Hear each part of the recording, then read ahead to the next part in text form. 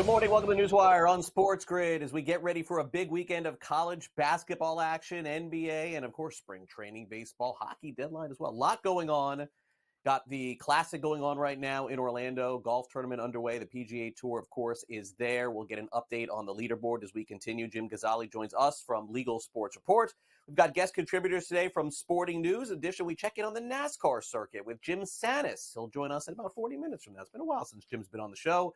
Figured we'd check in and see what's happening on the track as well. But we got plenty to get to here on today's show. And a headline that we did not think that we would be giving you this morning. We got to be honest with you. Like, you see something like this pop on social media and you think to yourself, is this a gag? Is this real? And then it becomes a headline on NewsWire. That's kind of how it happened today. But hey, Netflix is getting into live streaming. And one of the biggest events that they're ever going to have streaming is going to be this. Jake Paul is going to fight against Mike Tyson. This is true, okay? This is not a joke. Jake Paul, Mike Tyson going to fight on Netflix July the 20th at AT&T Stadium in Arlington, Texas. So potentially the first time we've seen Mike Tyson fight in a long time. And why Jake Paul, I have no idea. Again, a very big age disparity, I would say. Fair to say here. Jake Paul, still making his way in boxing. Mike Tyson's been retired for a long time. But needless to say, a lot of people are going to watch. Boxing is not as popular as it used to be, but Mike Tyson's name transcends all sports. So there you go. That's where we start the show. All right, the Buffalo Bills right now are going to have to kind of remake what they're doing with their team. It looks like this season they're cutting everybody. I mean, they cut Jordan Poyer yesterday. They cut their center Mitch Morse. They cut Sirian Neal, Deontay Hardy, Naheem Hines to save $25 million against the cap. And Buffalo entered the day $40 million against the cap. And actually, when you're paying Josh Allen the kind of money he's being paid, you kind of have to reconfigure things. And that's what Buffalo indeed is doing. All right. Also in the NFL, Russell Wilson probably will have a new destination next week on the team that he's going to pick. And right now, it appears as though the Denver Broncos are absolutely going to cut him. But what they're doing is they're letting him speak to other teams so he can get a feel for where he wants to play next season. And again, he can sign for the minimum because he's going to make, I believe, $37 or $39 million this upcoming season. The Bills did make a signing yesterday. They added Mitchell Trubisky. Remember him, the quarterback of the Steelers, quarterback of the Bears, also a backup quarterback for Josh Allen. Once again, going to be the backup quarterback there. The National Football League has released more internal Super Bowl audience numbers. Canada got a huge boost, 10% up from last year, 16% there. The ratings did increase 10% overall. Mexico 8.7%, Germany 1.9%. Zach Ertz is staying around in the NFL. He signs a one-year deal with the Washington Commanders to return to the NFC East. Well, naturally, the big story in the NFL yesterday was the Buffalo Bills reconfiguring their roster and saving some money against the cap. Now, Mike Carver on Coast to Coast, along with Davis Maddock, talked about some of the reasons why Buffalo may be doing this and how that could reconfigure their roster going into free agency. The Bills just went on a spree, Davis. Like in the last hour, they cut Jordan Poyer, Mitch Morse, Deontay Hardy, Tre'Davious White. They all in all, they cleared around $30 million in cap space from just letting a ton of guys go. And look, I think this is something that they had to do from one aspect of, obviously, when your quarterback starts making $50 million, you've got to find other ways and you've got to get better, cheaper in a lot of areas. Bean's got to start hitting on the second, third, fourth, fifth round draft picks and make sure that they're starters for his team. But this seems like it could be a year where they're going to scrap this core that's kind of been there and not gotten it done. Let's just face it, not gotten out of only one trip to the AFC title game, losing in the division round every year.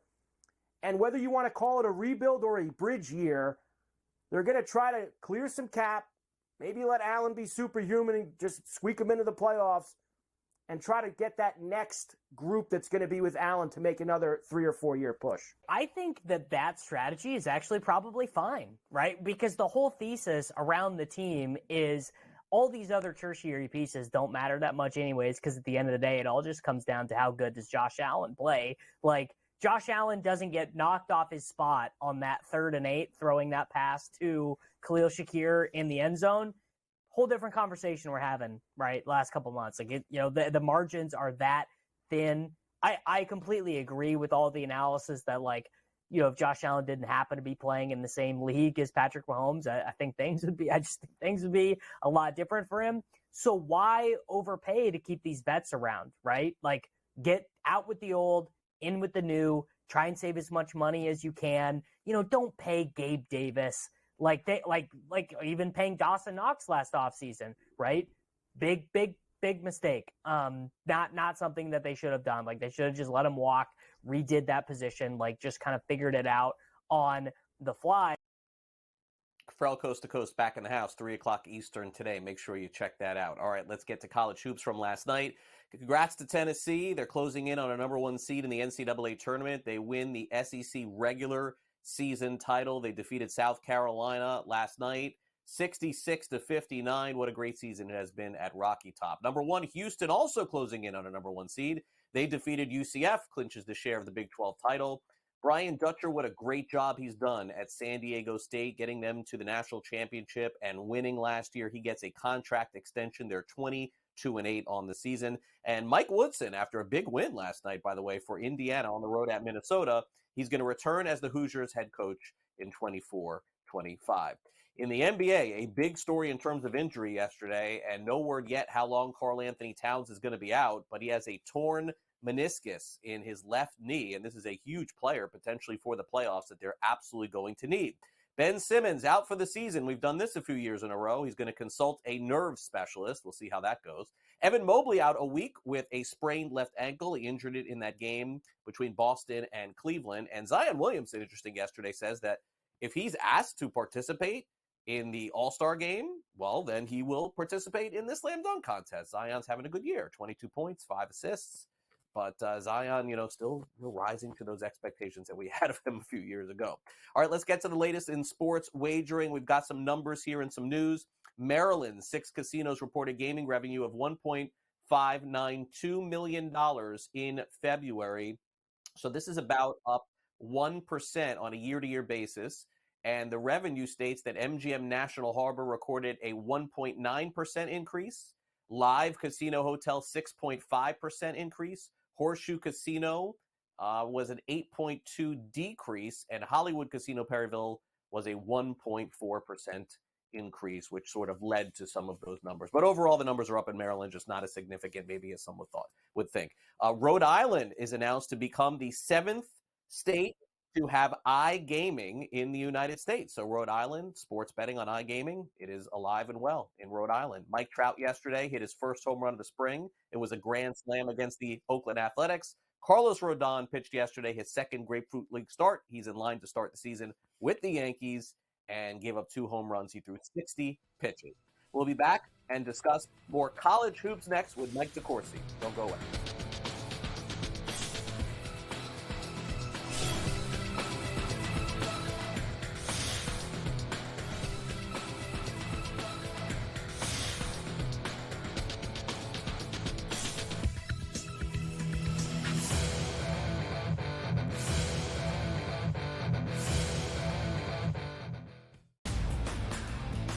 The Lakers lose by double digits last night on the road in Phoenix against the Suns. The Suns get their first victory following the All-Star break, winning by 10 in covering. Anthony Davis played 42 minutes in that game. LeBron James played 37 minutes in a loss. This is the same thing. It's like repeating this over and over and over. Sure, do you want to win these basketball games? Yes, but you sort of say to yourself, all right, at what cost do we have? The Early Line, only on SportsGrid. The Bostonian versus the Book. In the Big Ten, it's the same thing. No offense to you guys. This feels like the Penn State rule. This feels like... This is the guaranteed Penn State to get in. We need to find a way to let them in because they can't beat Michigan. They can't beat Ohio State. But if we make them a third... They get in. Third. This is the Penn State rule. Be better than the West half. Yep. That 1 year that Lightning in a Bottle catches on the West half, we'll let them in too because they'll bring people. The Bostonian versus the Book. The Books are treating the Celtics 4 points better at minimum than maybe every single team in the NBA. And so far, I believe they've covered every game since the break. The Celtics' strict goal here, anything less than a finals appearance and a finals championship is going to be a failure for the Celtics. They got all the pressure. in the world across the board here. Game time decisions only on SportsGrid. Laying points on the road in college basketball is an absolute landmine. I would not do it. I won't do it the rest of the year. I'm done doing that because it just consistently loses. I mean, 3 possessions in a 9-point game in which the opposition now is the clock, not the actual team you're facing, right? Right. And these guys are taking up shots. I mean, it's just like, that's why it's the NBA. In-game live, prime time, only on SportsGrid. It's smarter to be on SportsGrid, your 24/7 sports wagering network.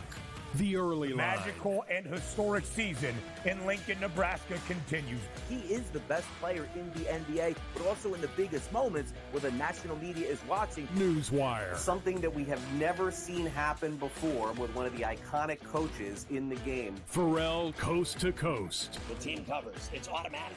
It's every time. Not sometimes. It's every time. Game time decisions. Luka is actually far more dangerous from 3 on the road this year than at home. This game here tonight, you may want to consider taking as many points as humanly possible. In-game live, prime time. We got not 1, but 2 coaches fired systems in place. Sports Rage This Late sort of Night. has letdown written all over it. It's going to be hard to match the emotion that they played with the other night. It's smarter to be on SportsGrid.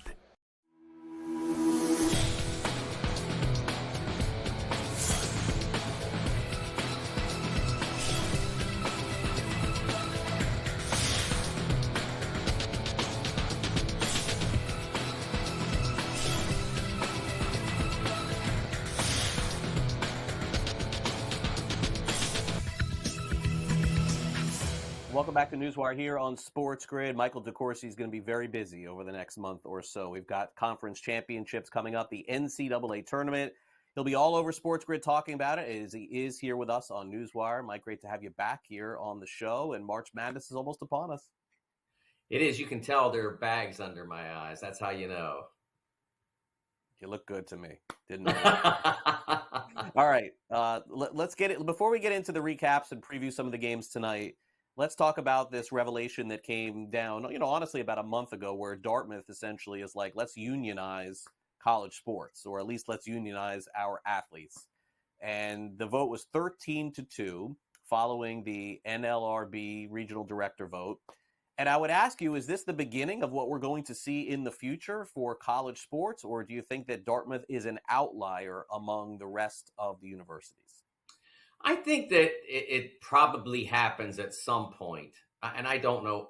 There's no way for me to put a time frame on it, but I think at some point, college athletics in some form morphs into employer-employee relationship. I have a hard time taking it seriously coming from Dartmouth.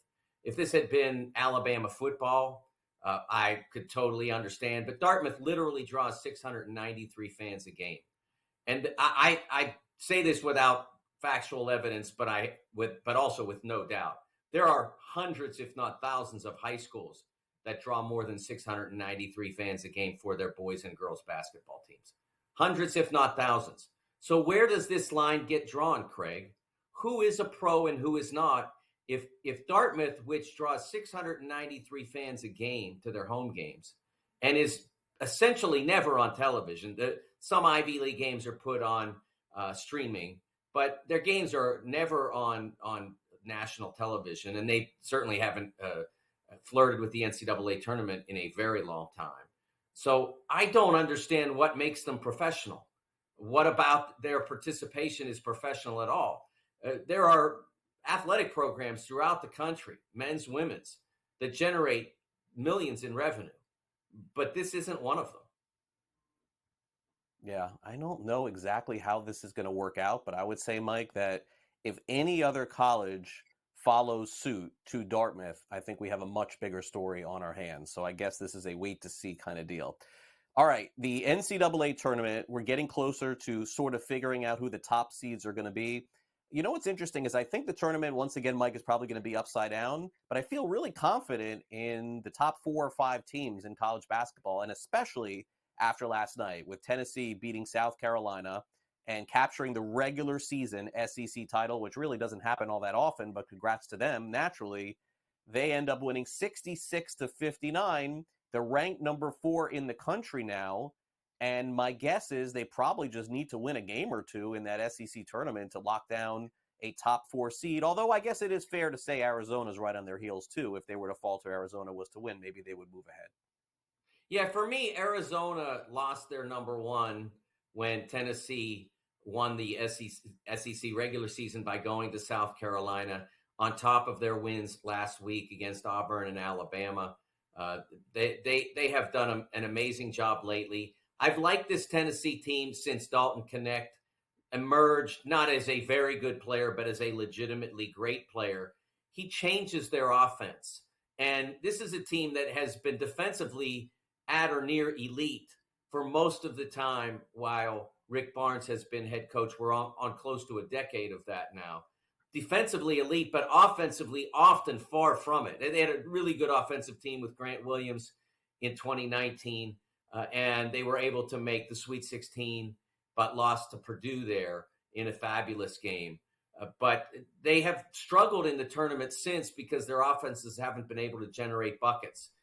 Knecht changes that in nearly every game he plays. And that makes them much more dangerous because he's so good. They can stretch the floor. Santiago Vescovi becomes a really nice complementary scorer instead of a player upon whom too much responsibility offensively was placed. Jonas Adu inside, really good, quick, big guy that benefits now from all that space. So I think Tennessee's really dangerous, but I wouldn't let up here. I mean, they have Kentucky coming in on the weekend to Thompson Bowling Arena, and as well as the SEC tournament. I don't think Arizona's going to lose many more. I don't imagine that they'll go to Southern California and struggle there. UCLA has not been going in the right direction lately.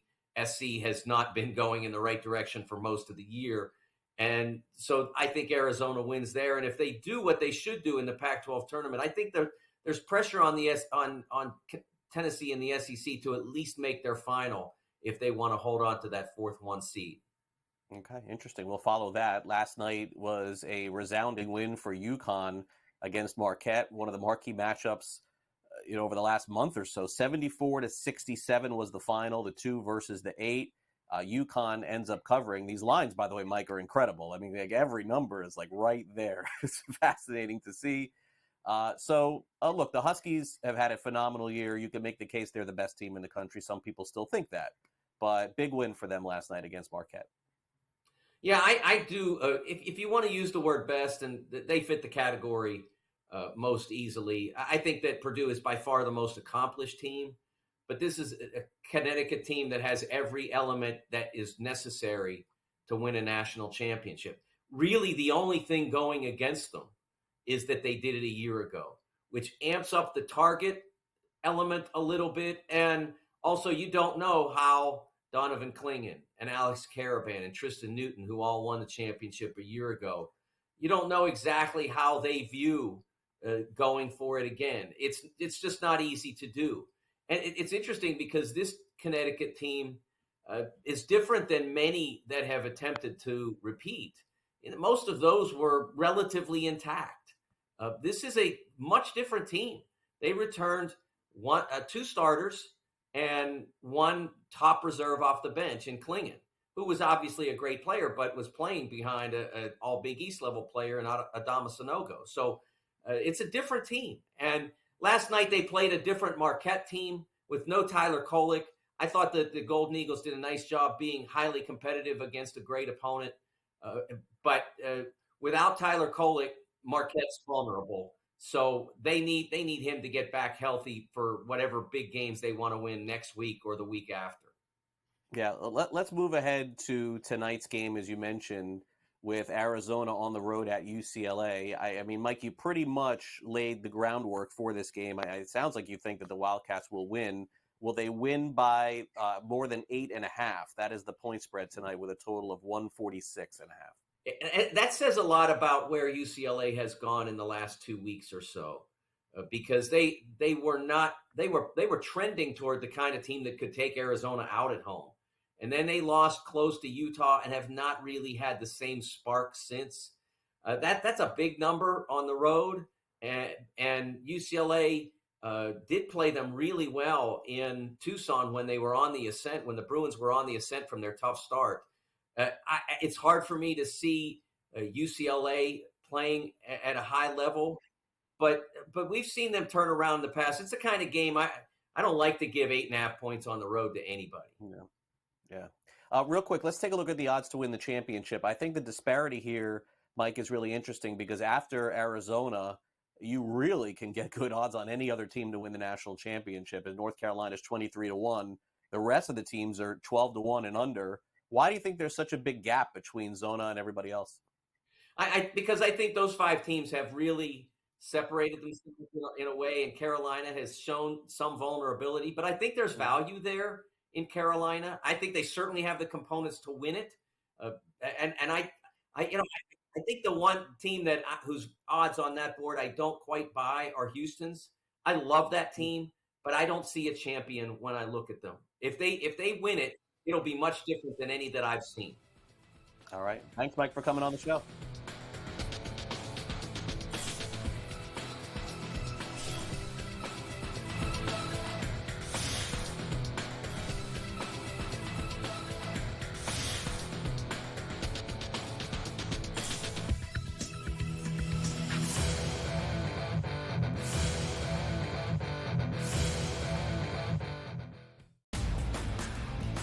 The Lakers lose by double digits last night on the road in Phoenix against the Suns. The Suns get their first victory following the All-Star break, winning by 10 in covering. Anthony Davis played 42 minutes in that game. LeBron James played 37 minutes in a loss. This is the same thing. It's like repeating this over and over and over. Sure, do you want to win these basketball games? Yes, but you sort of say to yourself, all right, at what cost do we have? The early line, only on SportsGrid.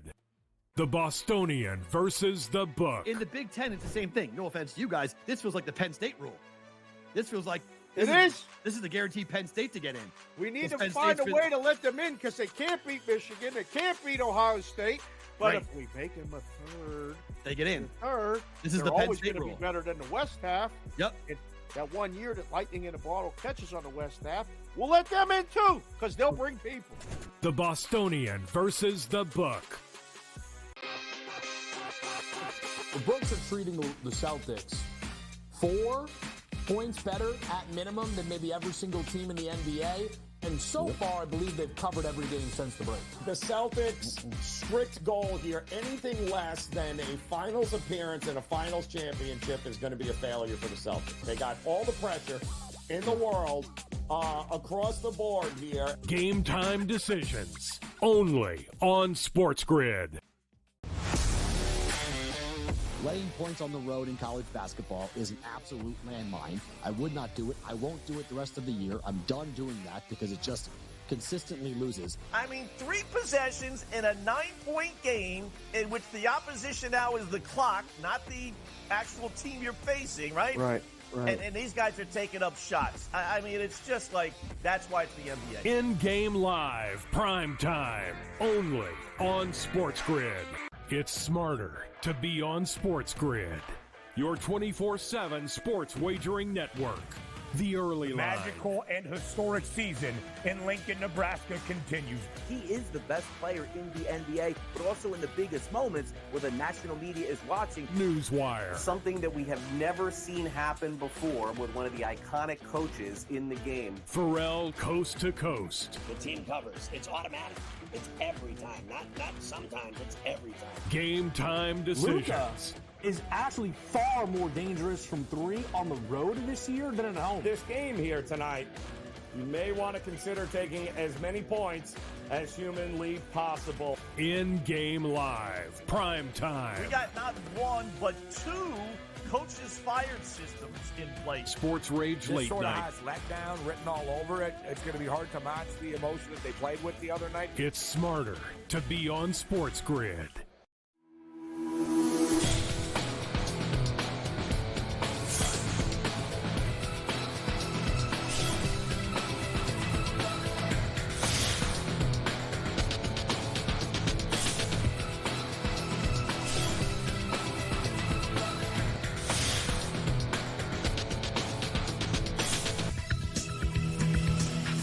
Welcome back to NewsWire. We're going to check in on the latest sports betting revenue numbers from Colorado and Ohio as we bring in Jim Gazzale from Legal Sports Report to cover that and a whole lot more. Jim, great to have you back here on NewsWire. It seems like, unsurprisingly, revenue up in a couple different states. But let's start off with, obviously, a story that hits very home to you, which is the fact that horse racing machines could end up being extinct pretty soon. I mean, if you can't have these things in Churchill Downs, you probably can't have them anywhere, can you?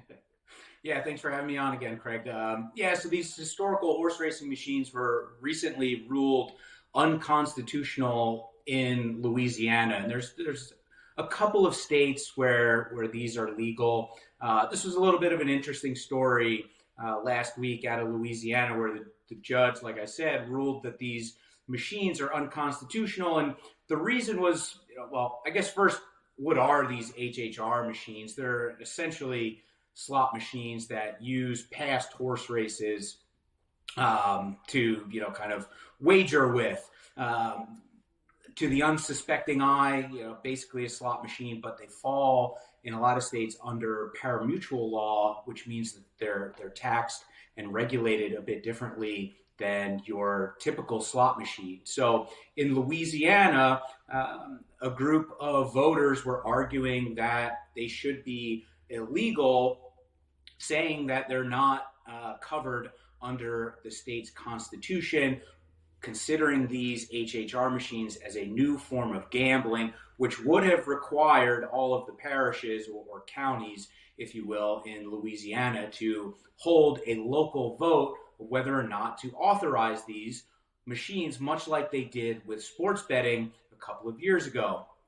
With sports betting, each parish had to vote to legalize it. And, as we know, sports betting is legal in Louisiana in the vast majority of parishes, but there are a few where you can't legally wager on sports. So a group of voters got together and kind of petitioned a judge who agreed that these machines are unconstitutional. Now, where might this go from here still remains to be seen. I called around to a couple of the off-track betting parlors where these HHR machines are active in Louisiana. Several of those are owned by Churchill Downs Incorporated, CDI, and the staff there told me that they were still in use, even though the ruling said that they needed to be turned off immediately. I imagine some appeals will be coming sooner rather than later.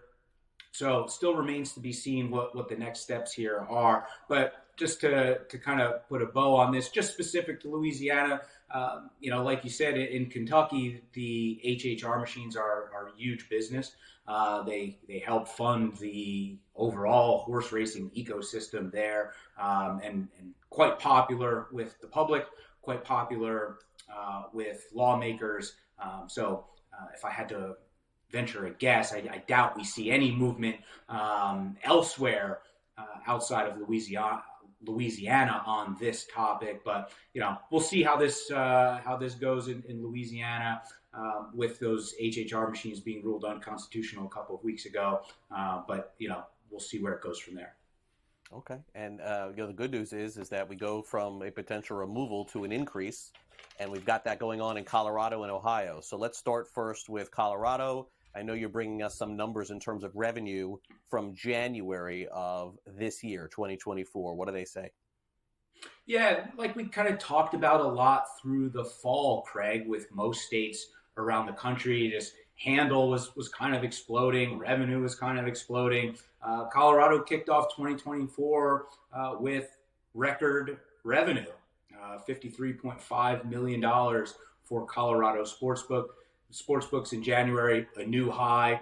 Obviously, when you have record high revenue, the state makes out quite well too. So record high tax revenue for the state at over $4 million. $596.7 million in handle in Colorado to begin the year. That was up 9% over January last year.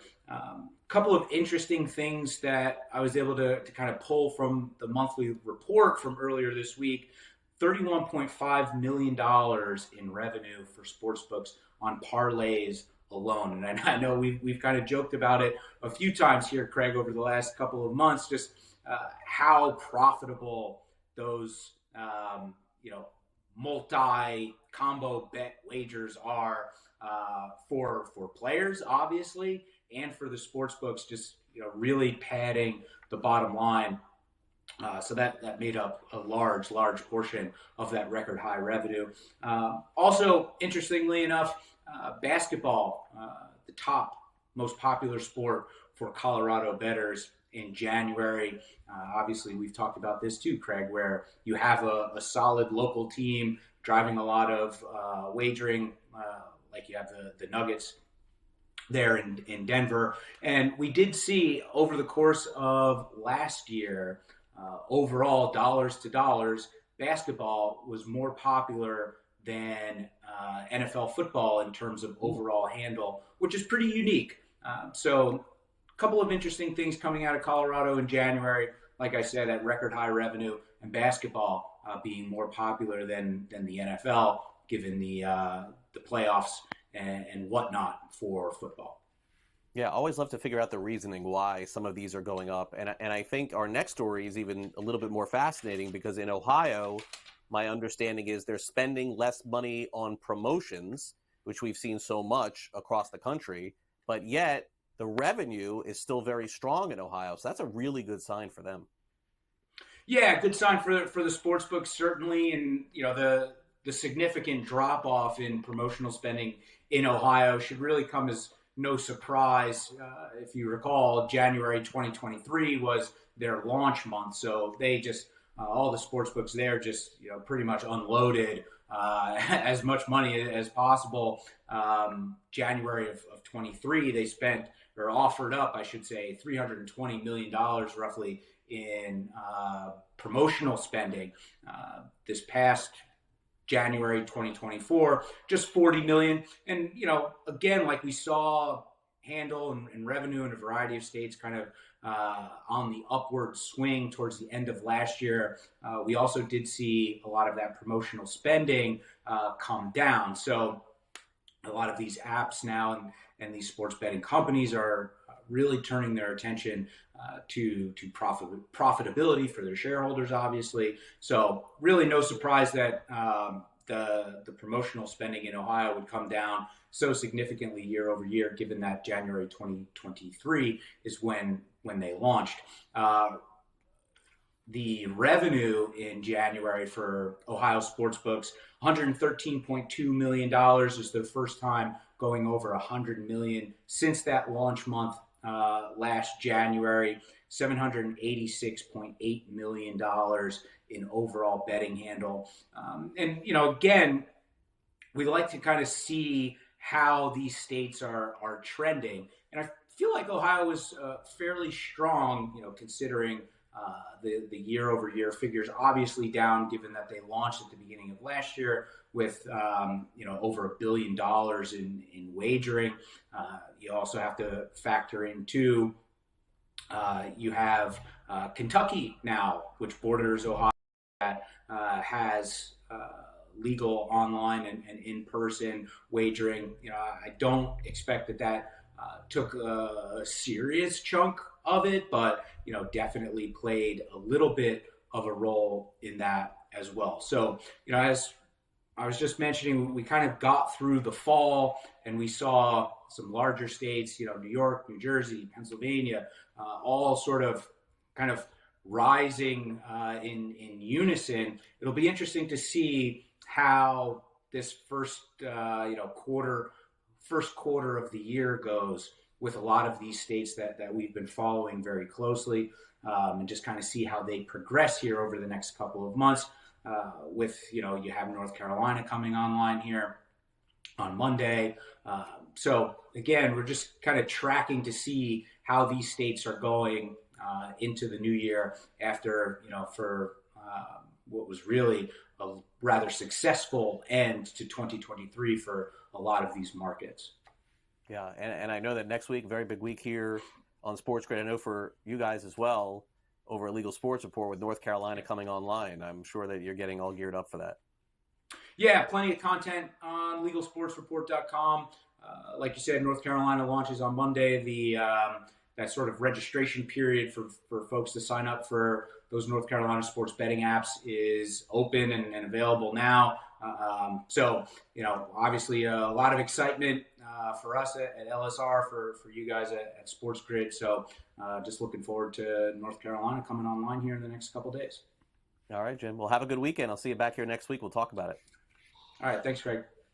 All right, Jim Gazzale from Legal Sports Report with us here on NewsWire. Okay, coming up next, it's time to take a look at the NASCAR circuit and get a preview of the race coming up this weekend. Jim Sanis is going to join us of Number Fire and FanDuel and preview everything going on NASCAR. And also, Jim's a huge baseball fan as well, so we will go over some of the futures odds for the Dodgers, the Braves, the Astros, some of the better teams in Major League Baseball. And for those of you getting ready, by the way, to do a fantasy baseball draft, if that's your thing, you can catch me and Davis Maddock this coming Saturday morning, 9 a.m. to 11 a.m. Eastern, right here on SportsGrid on Fantasy Sports Today.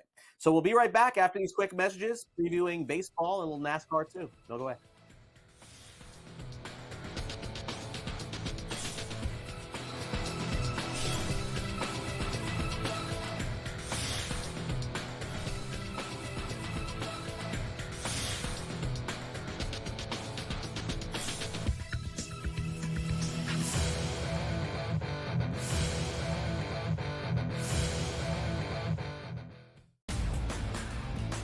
The Lakers lose by double digits last night on the road in Phoenix against the Suns. The Suns get their first victory following the All-Star break, winning by 10 in covering. Anthony Davis played 42 minutes in that game. LeBron James played 37 minutes in a loss. This is the same thing. It's like repeating this over and over and over. Sure, do you want to win these basketball games? Yes, but you sort of say to yourself, all right, at what cost do we have?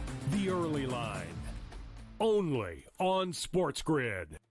The Bostonian versus the Book. In the Big Ten, it's the same thing. No offense to you guys. This feels like the Penn State rule. This feels like This is the guaranteed Penn State to get in.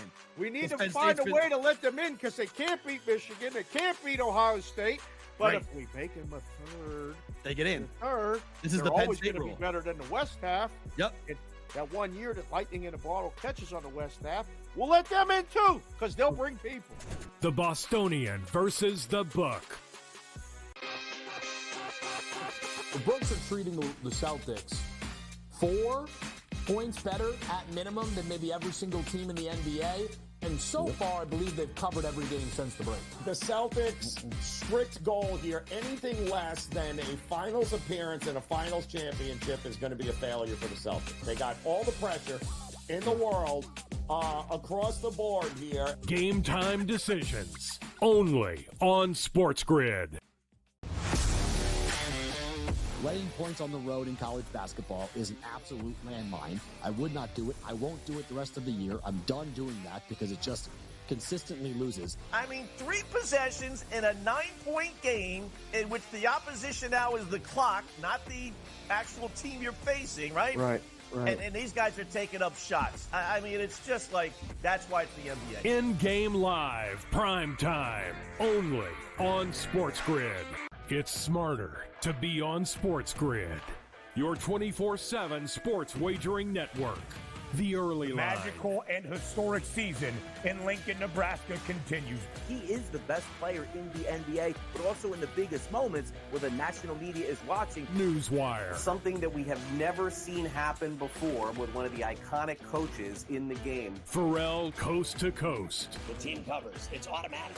It's every time. Not sometimes. It's every time. Game time decisions. Luka is actually far more dangerous from 3 on the road this year than at home. This game here tonight, you may want to consider taking as many points as humanly possible. In-game live, prime time. We got not 1, but 2 coaches fired systems in place. Sports Rage this late sort night. of has letdown written all over it. It's going to be hard to match the emotion that they played with the other night. It's smarter to be on SportsGrid.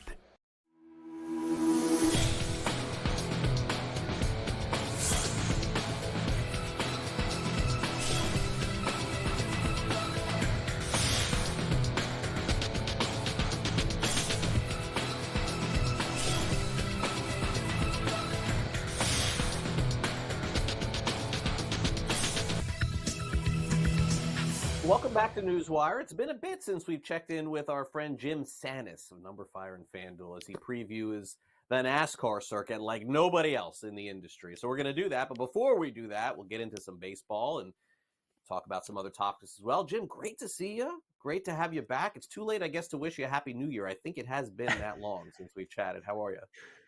I think you can do it as like the first time talking to someone, regardless of when it is. Like if we talked like June 5th, Craig, I think you could still legally under like US law wish me like Happy New Year. So Happy New Year to you, Craig. I'll say it if you can't.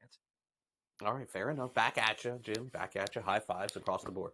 Okay, so baseball season is coming. I know you love baseball. You love daily fantasy, and you've been a big fan of this through the years and sports betting as well. And you and I haven't had a chance to chat about the offseason, which has been a slow drip, honestly. It hasn't been like scintillating. We had the winter meetings, nothing happened. Then Shohei Ohtani signed, and then Yamamoto signed. And then ever since then, it's kind of like one piece a month has sort of gone off the board. But let's start off with LA.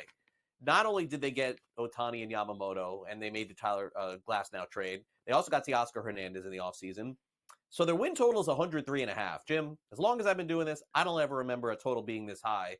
So I don't know that I'm all that interested in that. But is there anything that catches your eye on the board at all with the Dodgers going into the season? We assume they're going to be great, but the problem has been is that all these teams that have been great in the regular season hasn't always translated to the postseason. And that's a key part of why I do have interest in their win total, but on the under. The under is minus 105 right now for the Dodgers. And this is a number the teams have hit, I think, only 42 times across Major League Baseball history. And yeah, they're a historically good team, but like we're talking like 27 Yankees levels expectations for a team before we actually see it. And it's not as if they're flawless. Like you look at their pitching, their pitching rotation, they've got a lot of guys who are injury question marks, not just Glasnow, but also Paxton, not sure the timeline of Clayton Kershaw, Walker Buehler coming back. Like it's a lot of guys who are volatile and fragile, and not like fragile saying that like, they're not tough, but in the sense that we don't really know how many innings they'll get from these guys across the full 162 games. And I think that their mindset, Craig, is not to win in the regular season. Their mindset is going to be to win World Series. I don't think they'll view the Ohtani signing as a success unless they get the trophy at the end of the year. So we could see them keeping short leashes on guys, on their starters during the regular season, trying to keep Glasnow, guys like that fresh for when it matters in October. So to me, when you look at that win total 103.5, I feel like the under is the best route to take on that number. Just because it's really tough to justify a number that large when we know their focus is going to be on the back half when it matters in October. Yeah, agreed, Jim. And that's really the key to the Dodgers. The back half is always going to be the key for them, not the front half anymore. Okay, now the Atlanta Braves, their number's very similar. 101.5 is their season win total. They're bringing basically everybody back that they had, Jim, a year ago. And on top of it, they added Chris Sale. Sale has looked great in the spring, but again, I mean, counting on 25 starts, I don't know. I would tell you that if I knew I was going to get that, boy, I would feel really confident in this number. Potentially going over for Atlanta. They're going to be there in the end, but like you, Jim, I sort of stay away or go under on these really high totals. There's just not a lot of value in them. Yeah, 101.5 is high. That's a tough number to get to for sure. I think that if you were to ask me though, Craig, would you rather bet the over on the Dodgers or the Braves? Obviously, I'm not going to say Dodgers, given I like the under there. I'd rather go Braves over than Dodgers over, and maybe that's foolish, but I just have fewer question marks about this team than I do about the Dodgers, given the pitching staff. So I'm not going to take the over. It's minus 105. That number is too high for me to justify getting there. But if I were forced to pick between Braves over 101.5 or the Dodgers over 103.5, I would take the Braves. It's not a situation that I want to dive to. I just have fewer question marks around them, and I think that they're kind of okay letting it rip during the regular season, given there's not as much scar tissue for them in the postseason. Yeah, no, definitely so. Now, if there's a team that can challenge these others, it's a team that always makes the postseason, and that is the Houston Astros. They announced that Justin Verlander is going to start the season on the injured list, but remember, he didn't start the season with the Astros last year anyway. Their pitching staff's still pretty good. You got Bregman going into a contract season. I like this young catcher that they're going to give an opportunity to. Their total's 93.5. Their odds to win the World Series are 7-1, and I kind of feel like, Jim, you can take that and hedge your way around Houston, because I feel like they're going to be in the dance at the end. I just don't know if they're going to win it all. Yeah, I think they're very interesting. Like, I was a bit down on them before I dug into things. Like, okay, it's Houston, it's the same guys coming back, and are they actually going to do it once again? And you've had teams like the Rangers make some big moves. The Mariners are always fluid; they're always doing something.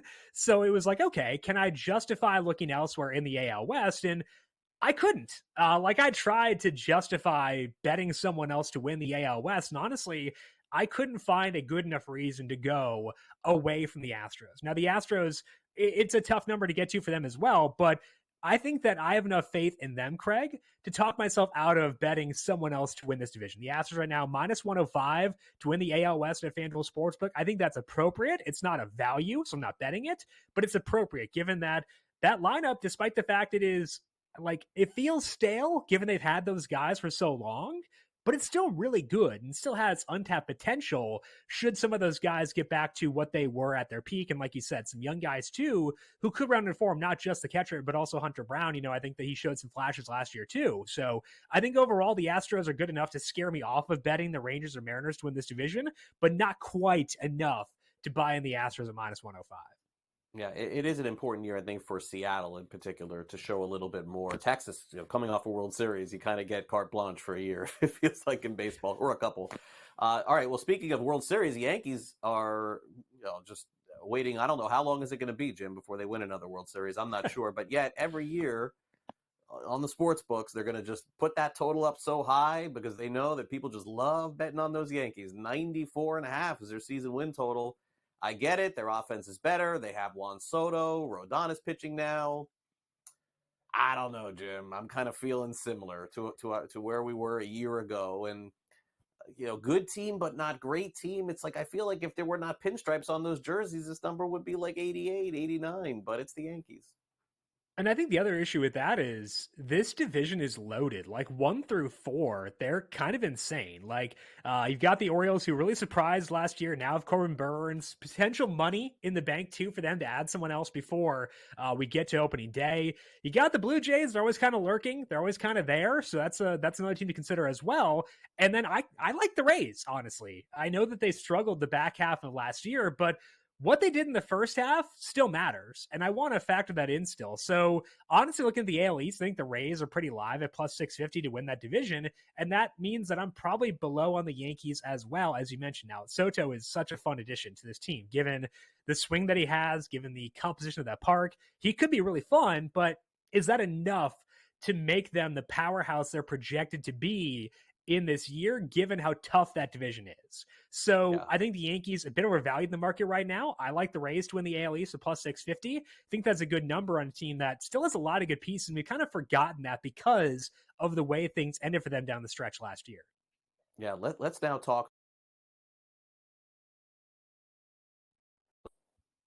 Yeah, sorry about that, Jim. Let's talk a little NASCAR here. We saw William Byron win the Daytona 500. They kept you busy for an extra day. Tournament or race this weekend, Shriners Children 500. How are things shake up for that event?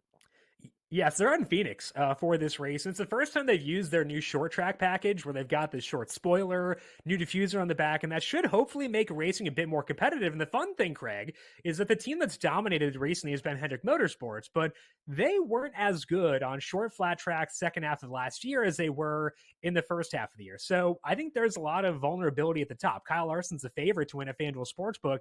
He is not the favorite in my betting model to win this race. I've got Ryan Blaney actually as the favorite personally entering this one. So I think that there are potentially ways to bet this race and avoid Hendrick Motorsports, just because there is some ambiguity with this race, with the new rules package. Hendrick was not as stout in the second half of last year. So a wide open race, more so than what we saw, I think, last week entering Las Vegas. Yeah, and I would think that going into this week, an interesting note is these finishes. I mean, the sports books have so many options now in golf and NASCAR. I think there's even more options now this year than they were last year. You can actually bet on a top 3 finish over on FanDuel. Larson is plus 130, Byron 2-1, Blaney 2-1, Ross Chastain plus 220, Denny Hamlin plus 220, and Kyle Busch plus 280. I mean, I guess the bigger story is just how many options are you betting on, Jim, on a weekly basis at this point? But you really can find anything for every sport. And I think that's the nice thing is you have different routes to betting drivers you think may be undervalued. So for like this week specifically, I've got Brad Keselowski being undervalued. You mentioned the podium market. You can bet him top 5, bet him top 10, bet him to win. I show him as being a value in all 4 of those markets right now at FanDuel Sportsbook. Keselowski 25-1 to win this race. He's even money to finish inside the top 10. And so it's kind of a situation where you can ask yourself, okay, what is the best route for taking advantage of the fact that I think the sportsbooks are undervaluing Brad Keselowski for this race? And you look back to last week, RFK Racing struggled in Las Vegas. So you could say, okay, I'm a bit concerned about RFK Racing. Maybe I don't want to bet Keselowski to win at 25-1, despite the fact I do show value there. You could go with the top 10 instead. And that's a ticket that Keselowski can cash, even if RFK Racing doesn't 100% nail their setup going into this race. Just because we saw last week, Keselowski was kind of slow, honestly, but they did still rally to finish 13th in that race. It's a veteran driver who can give his crew good feedback and get better as the race goes on. So I do think that with all the markets that are available to you, you can allow yourself to try to decide the best route to betting a specific driver. So for me with Keselowski, I do want to take the outright 25-1 personally, because I think that it's such a different track, different rules package too, that I think I can kind of write off what happened last week and still feel good about him. But if you were a bit less high on him and you still want to take advantage, you could go top 10 even money. His top 5 odds are 3-1.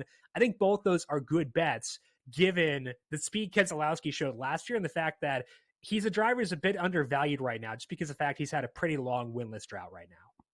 Yeah, I'm looking forward to it this weekend. And, certainly I was locked into the 500, a long weekend. I know for a lot of people visiting Daytona, having to go through that in the rain, kind of funny. But anyway, Jim, it's great to catch up. I know we'll do it again soon. Appreciate you taking the time to be with me here on NewsWire. Have a great weekend. I'm happy to take any excuse to chat for a bit, Craig. Appreciate it as always. And we'll talk to you again soon. All right, Jim Sannes joining us. Follow all of his work on social media as well as at Number Fire and FanDuel as well. For the big race this weekend, Shriners Children 500. That is the name of the road course this weekend. All right, let's take a quick time out here on NewsWire. When we come back, it's time to talk about the baseball players who have not signed yet. I did not think that we'd be in the middle of March and still doing it, but there is one player in particular I think that shines above the rest, not because he's going to have a great year and not because he's going to make a big impact, honestly, on any team that he's on, but I would say that there is a free agent that's still out there that no matter if he plays another game or not the rest of the season or next year is going to end up being in the Hall of Fame. So do you guys have any clue who that may be? I'm going to tell you that coming up next, right here on NewsWire on SportsGrid. And then we got the early line coming up at the top of the hour, followed by Pharrell Coast to Coast at 3 o'clock Eastern. I'm Craig Mish. This is NewsWire every day, 11 a.m. to 12 p.m. Eastern. We'll be right back after these messages. Don't go away.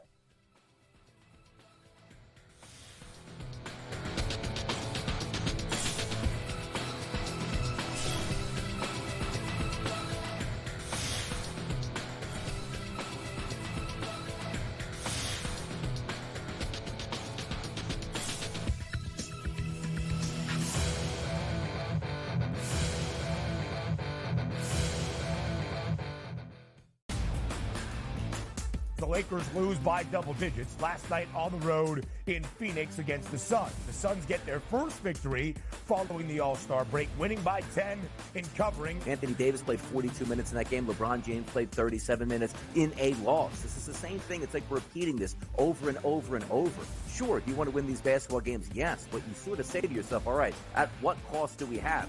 The early line, only on SportsGrid. The Bostonian versus the Book. In the Big Ten, it's the same thing. No offense to you guys. This feels like the Penn State rule. This feels like this is the guaranteed Penn State to get in. We need to find a way to let them in because they can't beat Michigan. They can't beat Ohio State.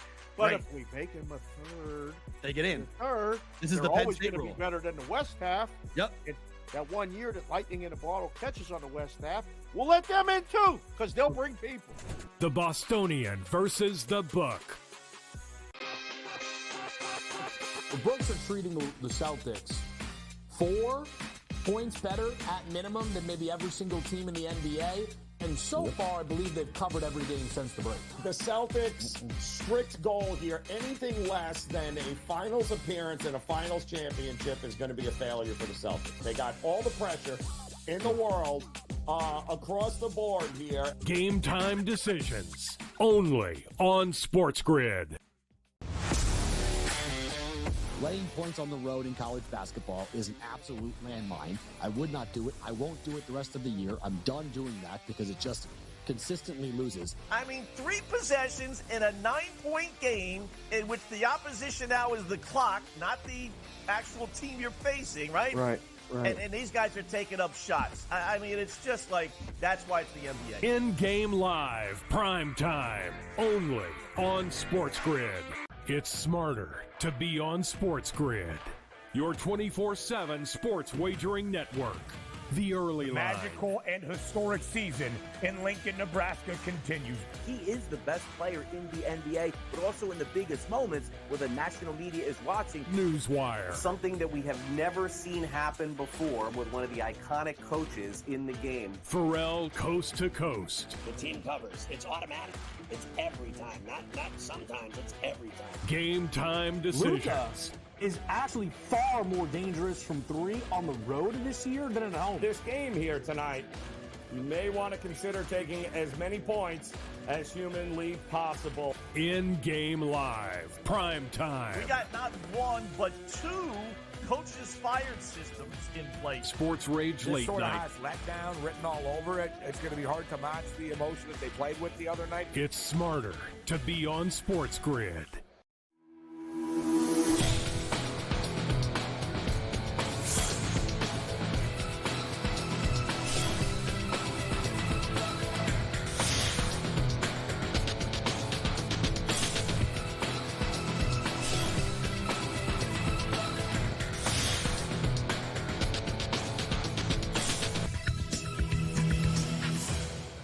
Welcome back to NewsWire. Would you believe that there is a future Hall of Famer that still does not have a destination? That is a free agent. That is Joey Votto, formerly of the Cincinnati Reds. He sent out a post yesterday on social media, kind of sad looking, unfortunately, for Joey.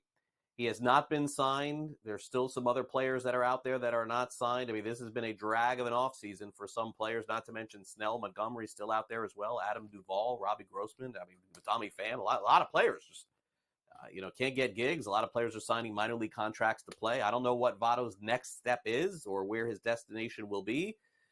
But needless to say, if he never plays another game, he's a Hall of Famer. It kind of feels like he wants to play, though. And, I don't think you put that post out on social media if that's not the case. But, look, I'm rooting for Votto to continue. I was hoping he could just do like a little swan song off the bench with the Reds. But at this point, it would appear he's going to be waiting and maybe even waiting some more. Maybe even waiting into the regular season, which is less than a month away. All right, that will do it for our show today. It was fun. Thanks to Jim Sanis for coming on the program. Also, Jim Gazzale from Legal Sports Report, Mike DeCourcy covering college basketball for us as well. In addition, also a reminder that I'll be back Saturday morning for our next edition of Fantasy Sports Today. I don't know, for those of you who are into fantasy sports or fantasy baseball, we got you covered with fantasy sports every Saturday morning and Sunday morning. It's myself and Davis Maddock on Saturday, Joe Pisapia, Matt Stryker on Sunday. Thanks to our producer, Michael Cohen. I'm Craig Mish. Coming up next, we've got the early line, and that is followed by Pharrell Coast to Coast. It's live on a Thursday, and then all of your college basketball action and NBA and NHL as well. Make sure you stay tuned for previews of those games too. Now, I'll be back with you for our Friday edition of NewsWire. That is tomorrow. So I hope you enjoy the rest of your night. Good luck if you're making any sports bets. And if not, you're just enjoying the show. Thanks for tuning in for the first time. Follow us on social media at SportsGrid, at SportsGrid TV. And you can follow me at Craig Mish. Enjoy the rest of your day. I'll see you tomorrow, 11 a.m. Eastern, for our next edition of NewsWire.